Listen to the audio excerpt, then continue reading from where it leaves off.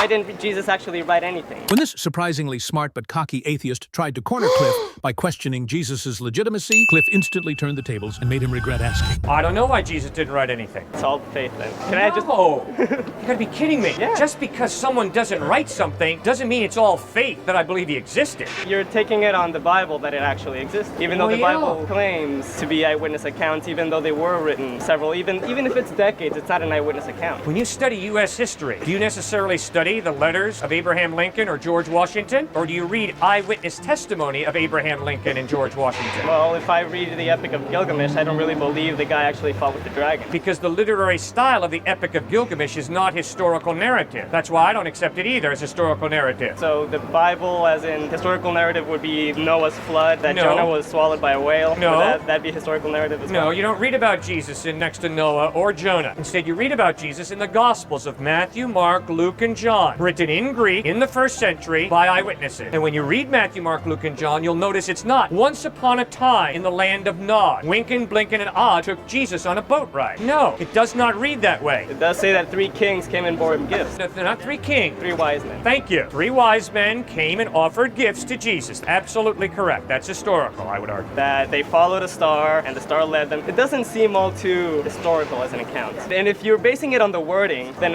what's stopping people to make it worded in a way that sounds historical instead of a tale, for example? Well, when you read the Gospels, it does not have the literary style of epic poetry, like the Iliad and the Odyssey of Homer. Instead, Luke chapter 3, in the 15th year of the reign of Tiberius Caesar, when Pontius Pilate was governor of Judea, during the high priesthood of Annas and Caiaphas, the word of God came to John. Well, who gives a rip about who's tetrarch and governor? Well, Luke did. Why? Because the evidence is Luke was a meticulous historian. He's not just ripping this stuff up off the wall and making this stuff up. He's a meticulous historian, and he's writing it as historical narrative.